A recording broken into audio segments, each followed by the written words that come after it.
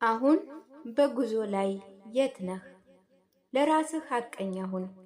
በሁለት መንገዶች በአንዱ ላይ ነህ።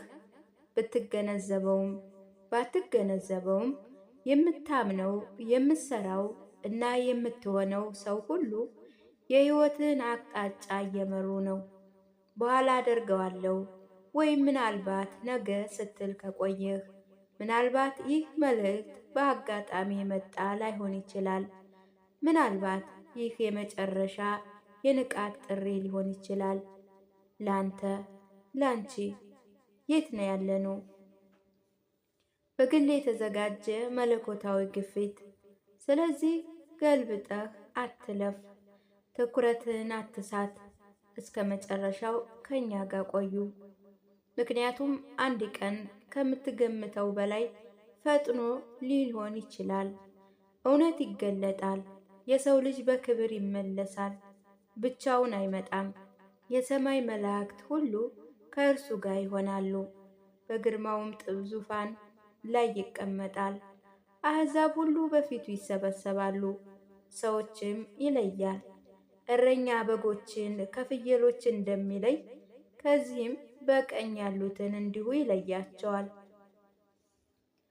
እናንተ የአባቴ ብሩካን ኑ፣ ዓለም ከተፈጠረ ጀምሮ ለእናንተ የተዘጋጀው መንግሥትን ውረሱ ይላል። ለምን?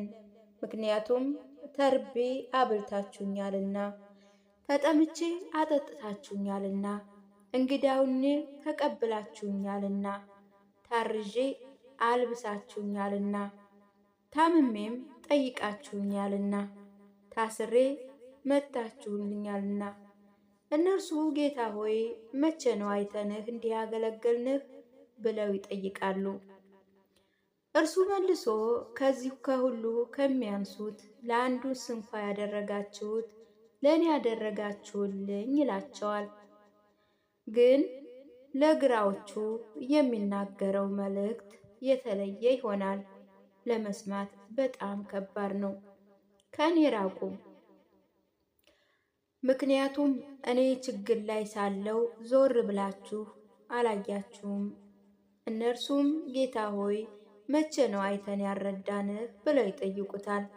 እርሱ ለእነዚህ ከሁሉ የሚያንሱት ማድረግ የተሳናችሁ ለእኔ ማድረግ ተሳናችሁ ይላቸዋል። ስለዚህ ዛሬ ራስን ጠይቅ። ለሚጠፋው ዓለም ነው የምትኖረው ወይስ ለዘላለም ለሚኖረው መንግሥት? ይህ መልእክት ነፍስህን ካነቃህ ይህ በአጋጣሚ የመጣ አይደለም። ምናልባት የሆነ ቦታ ያለ ሰው ተስፋውን መልሶ አግኝቶ ይሆናል። ምናልባት አንድ ልብ ወደ ሰማይ ዙሮ ይሆናል። ምናልባት ሕይወት ተለውጦ ይሆናል። ምክንያቱም አንተ ተመልክተሃል፣ ሰምተሃል፣ አጋርተሃል። መልእክቱን ከወደዳችሁ ላይክ እና ሰብስክራይብ እንዲሁም ሸር በማድረግ ለሁላችንም አካፍሉ።